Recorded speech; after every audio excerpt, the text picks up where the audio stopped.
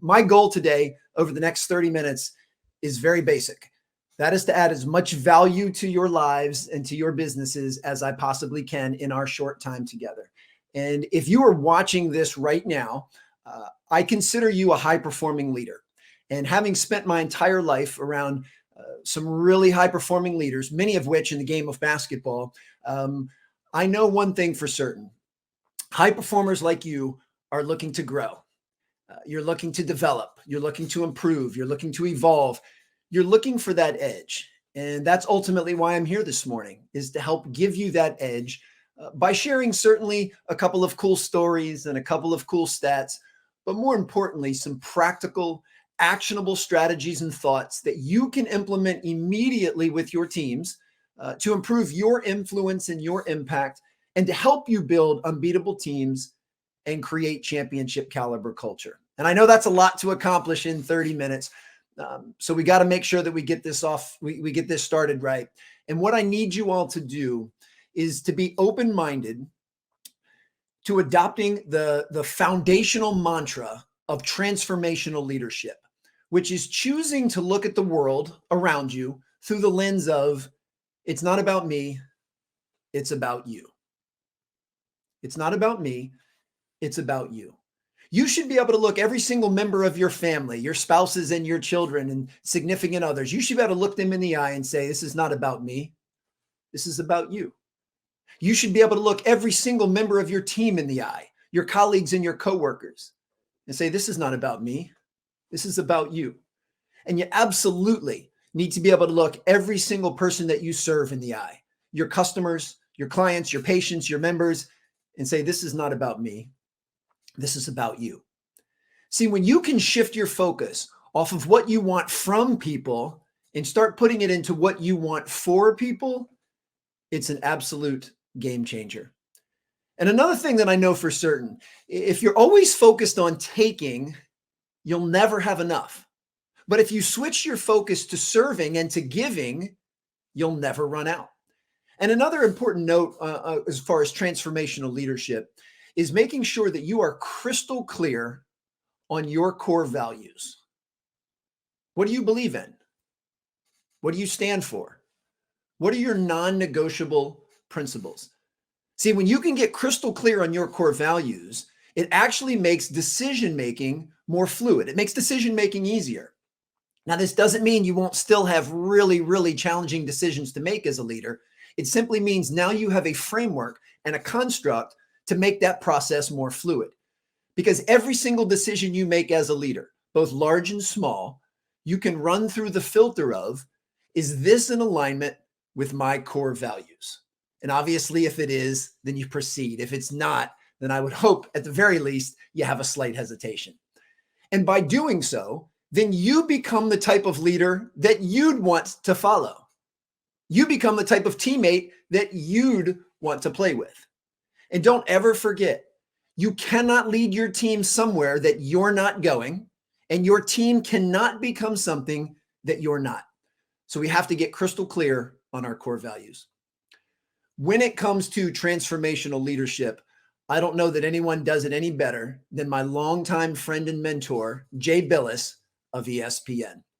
For those that don't follow college basketball as closely as I do, even though we're in the throes of March Madness right now, just know that Jay is the face of ESPN College Game Day. And back in December of 2010, there was a really highly anticipated game that pitted Duke versus Butler. And the reason this game was so highly anticipated were those were the two teams that met 9 months previously in the national championship game, where Duke narrowly escaped with a 2-point win. And it's very rare in the game of college basketball that the two teams that meet on the biggest stage end up meeting in early December in a non-conference game. So as I said, there was a tremendous amount of hype and buzz and anticipation around this game. Well, part of Jay's responsibility with ESPN is he watches both teams practice the day before the game. He wants to watch them practice so he can get an idea where their strengths lie. He can find out their strategies and their keys to victory. He can learn everything he can about their personnel. Well, Jay, being a Duke alum, decided that he would go watch Duke practice first. And Duke was at the time, and still is for at least another week, led by Hall of Fame coach, Coach K, the all-time winningest coach in the history of college basketball. And when Jay walked into the Duke practice, he saw Coach K saying with great conviction and clarity and confidence, guys, if you do what we do well and you stick to our game plan, we'll be more than fine tomorrow because we clearly have the competitive advantage. We are bigger, stronger, and more powerful than Butler is. If you do what we do well and you stick to our game plan, we'll be more than fine tomorrow because we clearly have the competitive advantage. We are bigger, stronger, and more powerful. We will pound the ball down low and get easy layups and dunks. We'll out-rebound them and we'll contest every shot. I'm telling you, if you do what we do well and you stick to our strengths, we'll be more than fine tomorrow because we clearly have the competitive advantage. And Jay left that practice was thinking, this could be a massacre tomorrow. Coach K, Coach K, one of the best to ever blow a whistle or hold a clipboard, just told his team definitively why they have the competitive advantage. But he needed to do his due diligence. So he went to watch Butler practice. And at the time, Butler was led by Coach Brad Stevens, who last year was promoted from head coach to president of basketball operations and GM of the Boston Celtics in the NBA. And to Jay's surprise, when he walked into the Butler practice, Coach Stevens was saying with the exact same level of confidence, clarity, and conviction, guys, if you do what we do well and you stick to our game plan, we'll be more than fine tomorrow because we clearly have the competitive advantage. We are smaller, quicker, and faster than they are. If you do what we do well and you stick to our game plan, we'll be more than fine. I'm telling you, we have the competitive advantage. We are smaller, quicker, and faster. We'll get tons of fast break points. We'll put on a smothering full court press, and there's no way their big guys can get out to our corner shooters. If you do what we do well and you stick to our game plan, we'll be more than fine because we clearly have the competitive advantage. And Jay left that practice and started thinking, I got no idea who's going to win this game. Both of these Hall of Fame caliber coaches have the self-awareness to know what it is that they do well and what gives them the best chance to be successful. And I share that story with you for a couple of reasons. One, you as a leader need to be introspective and aware enough to know where your strengths lie. What are your natural talents? What are your gifts?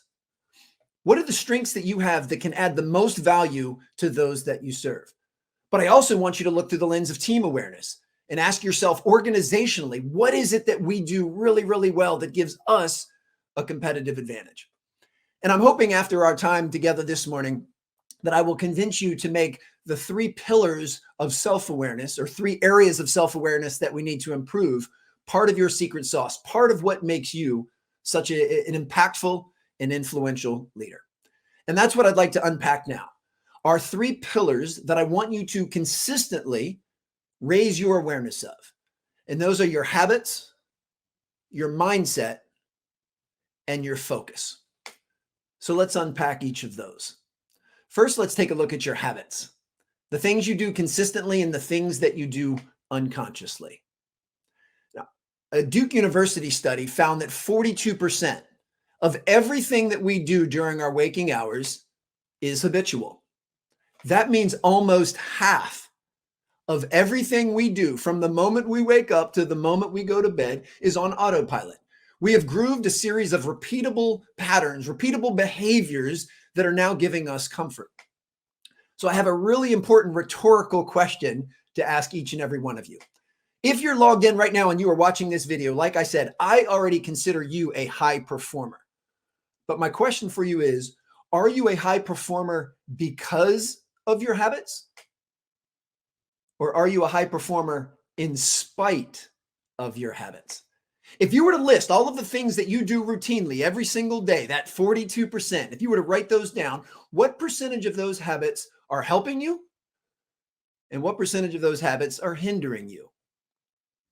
What percentage of those habits are taking you closer to the person that you strive to become? And what percentage are dragging you down and weighing you down like an anchor? Here's an actionable takeaway. I want you guys to write these instructions down, and I want you to sit with this and reflect with this over the rest of this week and this coming weekend. This self-audit is an absolute game changer if you do it with some honesty and some vulnerability. I want you to take a piece of paper and I want you to draw a vertical line down the middle.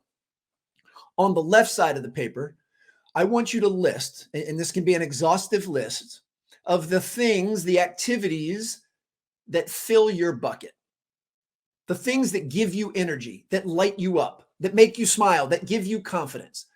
These could be things for your physical well-being, like taking a Peloton class or doing some yoga poses or going for a jog. These could be things for your mental well-being, like reading a book or listening to a podcast or watching a documentary. These could be things for your emotional or spiritual well-being, like meditation, prayer, or deep conversation with a loved one. But I want you to write down an exhaustive list of the things that recharge you and fill your bucket. Then on the other side of the paper, on the right side, I want you to write down how you've been spending the bookends of your day. How have you been spending the first 60 minutes after you wake up and the last 60 minutes before you go to bed? Your morning and your evening routine. How have you been spending them over the last several months? And I'm well aware that every single day is not identical, that your Sunday and your Wednesday may look differently. But don't forget that Duke University study about how many things we do that are habitual. I'm willing to bet that what you do most Sunday mornings and what you do most Wednesday evenings, you've started to create a pattern. And I just want you to be honest with yourself and write down how you've been spending the bookends of your day. And then I want you to compare the two sets of notes, compare the two sides of the paper. And I want you to ask yourself, and again, this takes some honesty and some humility and some vulnerability. I want you to ask yourself, are you doing the things that you know you need to do in order to become your best self? See, as a leader, you have to make an effort to show up as your best self in every single thing that you do, whether that's in person or that's remotely. You owe that to your team and you owe that to those that you serve to show up as your best self. And I want you to ask yourself, are you doing what you need to do in order to make that happen? Now, if you do this self-audit, again, with some honesty, you will most likely start to uncover what's called a performance gap. And a performance gap is the gap between what we know we should be doing to be our best selves and what we're actually doing. And a good portion of my work that I do with both individuals and organizations is to help people start to close those performance gaps, to help you start to take the things from the left side of the paper and make sure that you are making the time and emphasizing and prioritizing the importance of the things on the left side of the paper and putting them into your morning and evening routine. See, this way you can show up for everyone, your family, your team, and those that you serve as the best version of yourself, which is Leadership 101. So those are our habits. The second pillar that I want you all to heighten your awareness in is your mindset, kind of your view and your perspective on the world around you. I believe mindset is the biggest separator, not only in business, but in life in general. And I want you to work to develop what I call is a champion's mindset or a winner's mindset. And a champion's mindset is gaining confidence through knowing you're going to do the best you can with what you have where you are. That's it. Just strive to always do the best you can with what you have wherever you are. Now, the reason I love that framework is it inherently reduces or eliminates a trilogy of behaviors that will not only undermine your influence and impact, it will undermine your performance and will undermine your fulfillment as well. And that is blaming, complaining, and making excuses. I use absolutes very sparingly, but you will never, ever improve your situation or make things better for yourself or for those that you lead when you blame, complain, or make excuses. So the sooner you can eliminate that trilogy of behaviors, the better off you'll be. And don't ever forget, as a leader, if you are going to expect it of others, you have to expect it of yourself. So assuming you do not want a team that blames, complains, and makes excuses, then the very first step is making sure that you eradicate that from your behavior. Don't ever forget that the very first step to improving the team is improving yourself. So from a mindset standpoint, ultimately, where we're all trying to work towards is getting to the point that the outer world doesn't dictate our inner world. That the outer world, circumstances, events, what people say, what people do, does not affect our inner world, our mindset, our attitude, our perspective, and how we show up.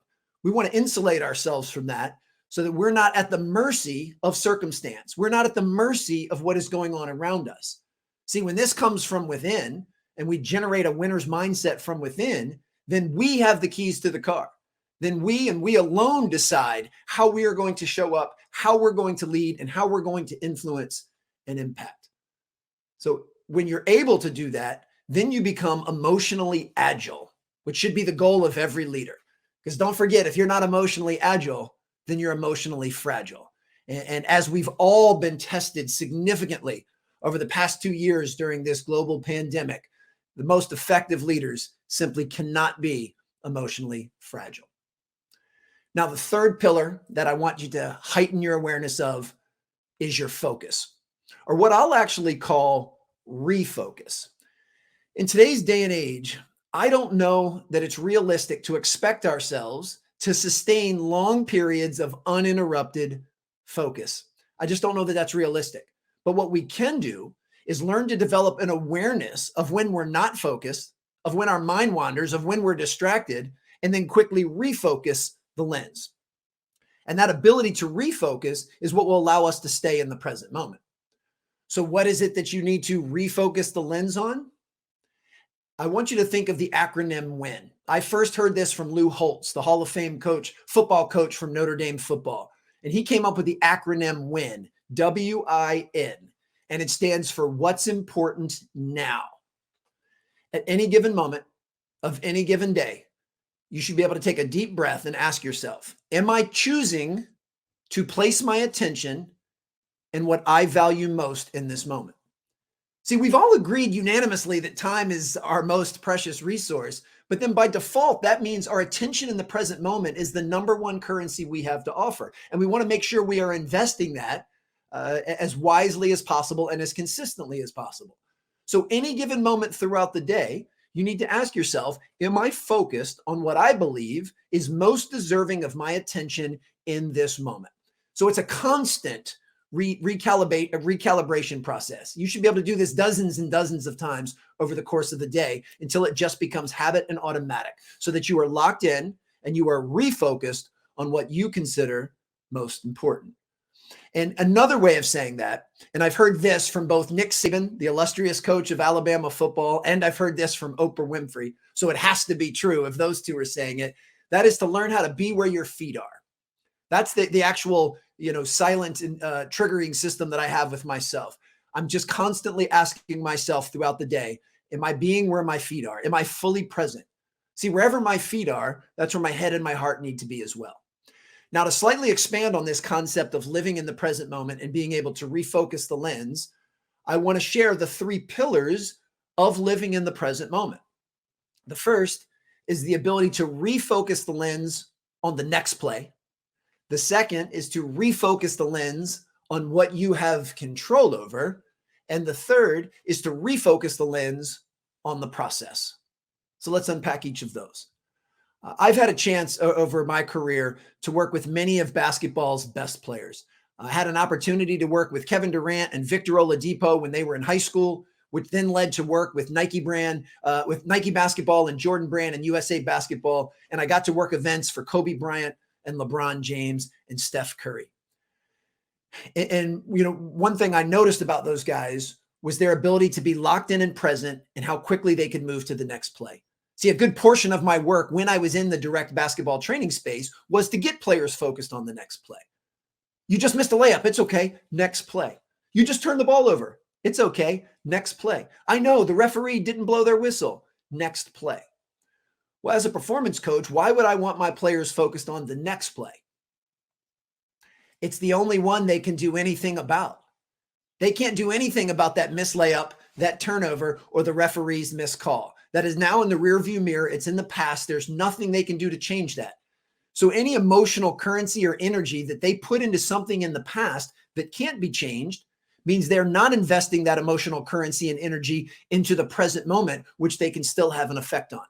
So the sooner you can move to the next play, no matter what just happened, then the more you'll be able to be locked in and dialed into the present moment.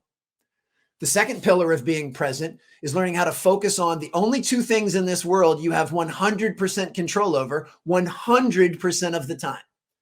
That is your own effort and your own attitude. We call this control the controllables. Focus on your own effort and your own attitude and let every single thing else go.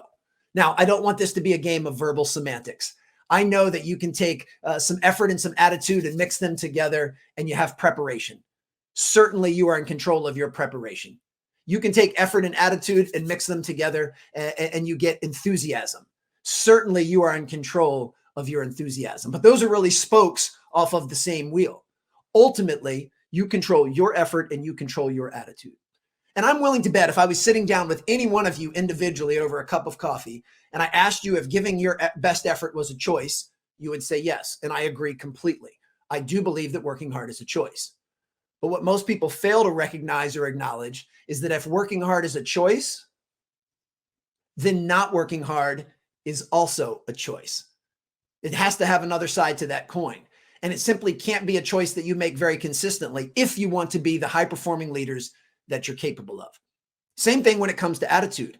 I kind of covered this already when I was talking about mindset, but as far as attitude is concerned, it's accepting the fact that you do not control the world around you and you're at peace with that, but that you do control your responses to what happens around you. Don't ever give that power away. And high-performing leaders consistently choose responses that are favorable, that move them forward, that improve their situation. Now, just to be clear, when it comes to both mindset and attitude, I'm not saying this means you like everything that goes on around you. I'm not saying these things are your preferences. I'm saying you don't have any control over them. So the sooner you can come to a place of acceptance, then the sooner you can consciously choose a response that will move you forward. And the third pillar of being in the present moment is learning how to focus on the process. This is one of the hardest things for leaders to accept because most leaders are incredibly ambitious and very goal-driven. But I want you to learn how to detach from outcomes and focus more on the process. Now, having a North Star and having a goal or having a quota for sales professionals is important. There's nothing wrong with that. But once you've established what your goal is or your North Star, I want you to take your eyes off of it and put it on the process, on the daily behaviors and habits that you need to execute consistently to increase the chance that you'll reach that goal. The best analogy I can think of is if you're tasked with building a brick wall, don't worry about the wall. Focus on laying each and every brick with as much care and precision as you can. See, if you lay each and every brick as perfectly as you can, the wall will take care of itself. You don't need to focus on it. And I feel the exact same way with every single goal you have in your life or every single goal you have in your business. We got to focus on the process. The best that I've ever seen execute this is Bart Lundy and his staff of the men's basketball program at Queen's University, one of the top Division II programs in the United States. And Coach Lundy and his staff have figured out that there are four key stats, four key analytics that heavily influence whether or not they win a basketball game. And, keep in mind that the game of basketball, as Simon Sinek would say, is a finite game. We've all universally agreed that the team that has the most points on the scoreboard at the end of the game is declared the winner.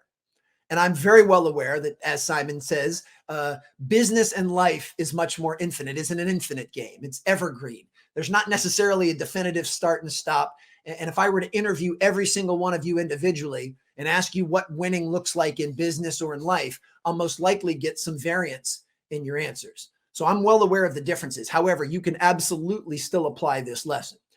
And I want you to hear what I'm saying when I'm sharing about Coach Lundy's approach and figure out how you can apply that directly to your business and to your team. So as I said, Coach Lundy has figured out that there are four key statistics that heavily influence whether or not Queen's University's men's basketball team wins a game. The first is turnover differential. If we can have more possessions than our opponent, it gives us a better chance to win. The second is offensive rebound differential. If we can rebound our own missed shot and take more shots than our opponent, it gives us a better chance to win. Number three, our free throws attempted.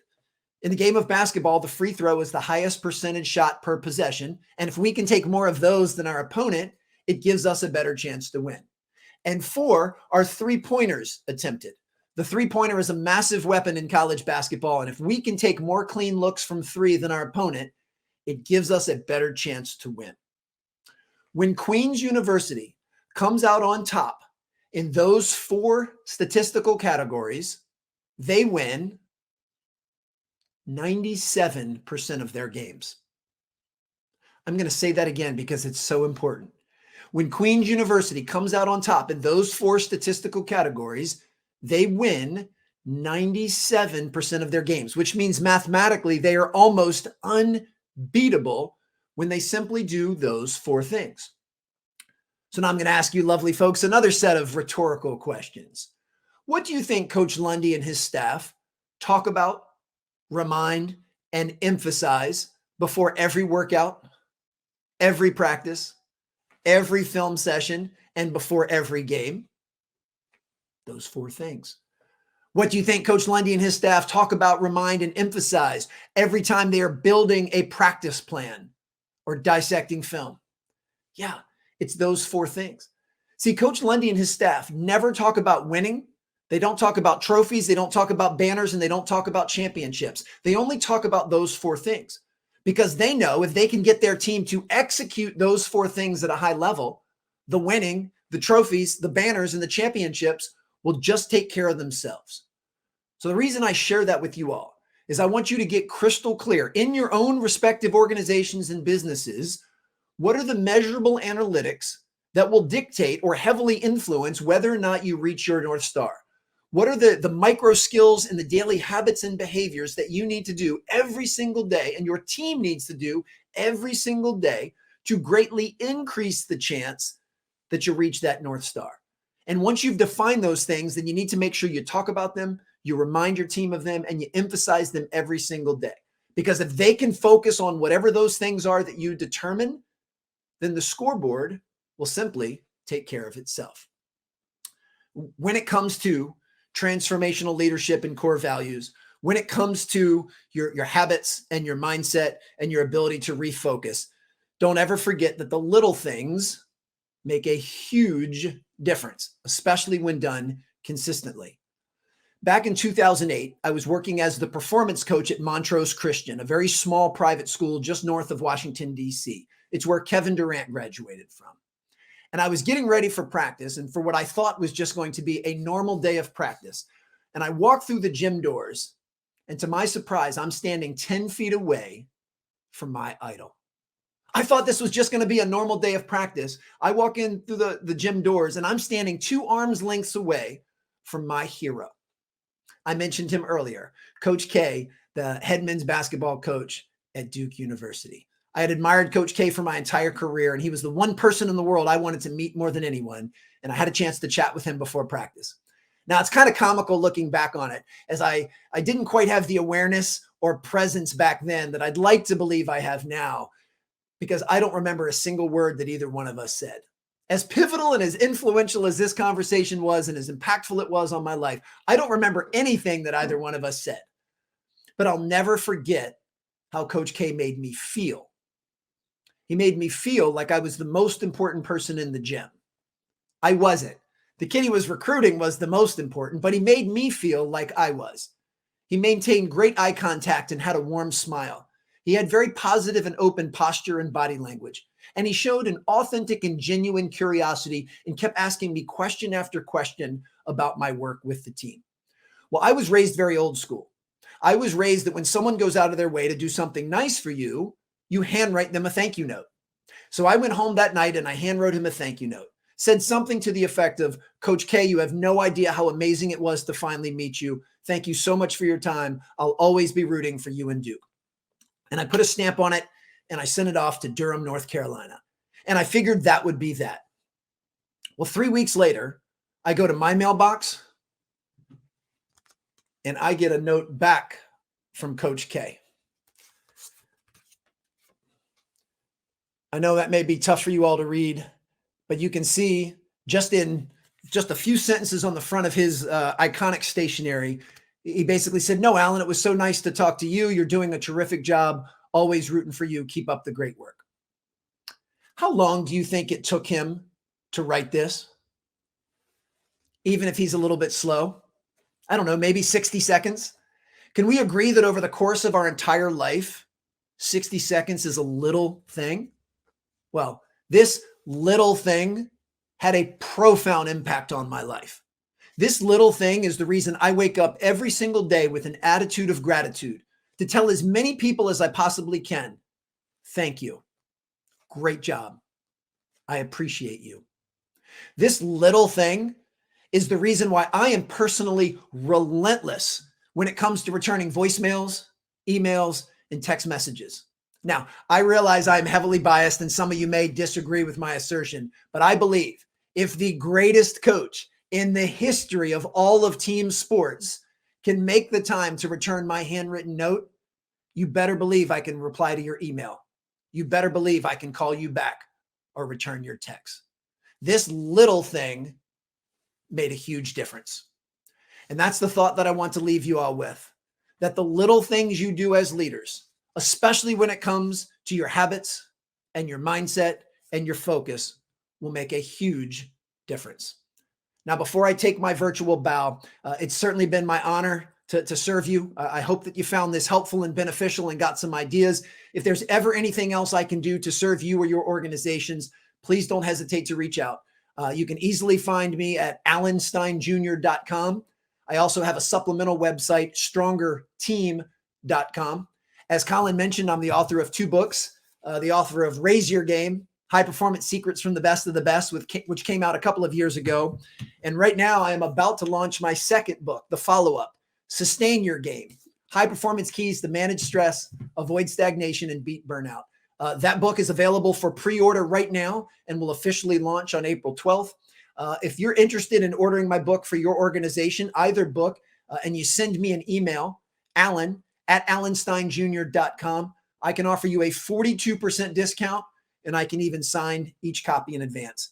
And lastly, I'm very easily found on social media at Alan Stein Jr., on LinkedIn, on Twitter, on Instagram, on Facebook. So if there's anything I shared today that you have a question about or something you'd love to discuss further and add to the conversation, please don't hesitate to reach me out. It would be my honor to serve. And with that, I'll take a bow, and I wish you all a wonderful rest of your day. Thank you, Colin, and to your team for putting on such an awesome event.